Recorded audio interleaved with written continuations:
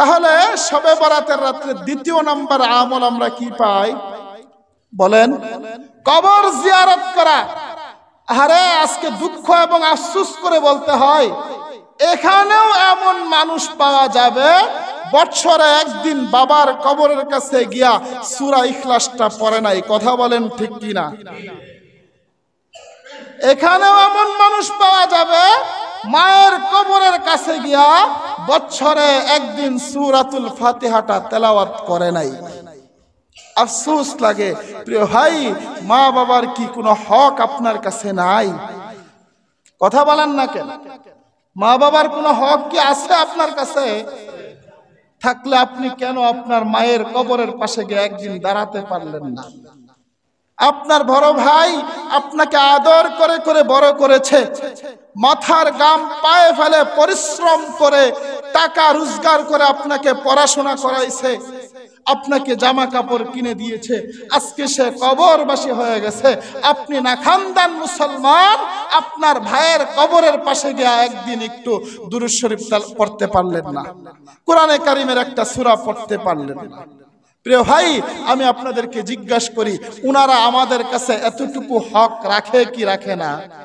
পাওনা আছে কি আছে না? তাহলে আজকের এই রাত্রিটাতে আমরা তাদেরকে মাহরুম করব না।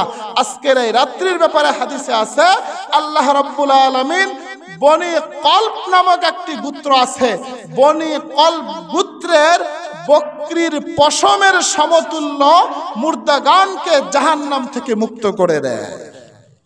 বনি কলব নামক সেই গোত্রের বকরির সংখ্যা কত ছিল এটা নিয়ে মতানৈক্য আছে।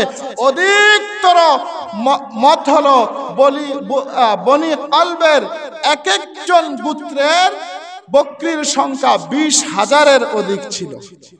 যদি 20,000-এর অধিক বকরি হয়, পশম কয় হাজার? কথা বলেন না কেন? হ্যাঁ বলেন না, আসলটা তো বলতে পারবেন না, অধিক কিছু তো বলবেন। পশম কয় হাজার হবে? এত পরিমাণ মুর্দাগানকে জাহান্নাম থেকে আল্লাহ রাব্বুল আলামিন আজকের এই রাত্রিতে মুক্তি দিয়ে দিবেন।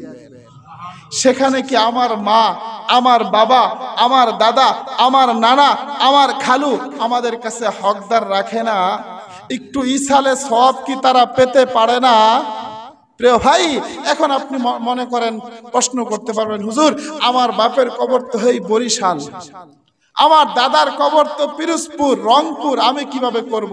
প্রিয় ভাই, আল্লাহর কাছে কোনো কিছু দেওয়ার জন্য গাড়ির প্রয়োজন পড়ে না। আপনি এখানে বসে পড়বেন, সেটা আল্লাহ ফেরেশতাদের মাধ্যমে আপনার বাবার কবরের মধ্যে পৌঁছায় দিবে। বলুন না সুবহানাল্লাহ। তাহলে এবার বলেন, কেউ যদি বলে শবে বরাত বলতে কিছু নাই, আমরা কি এটা মানব? এটা হলো শবে বরাত নিয়ে ছাড়াছাড়ি। এটা নিয়ে কি? শবে বরাত নিয়ে ছাড়াছাড়ি।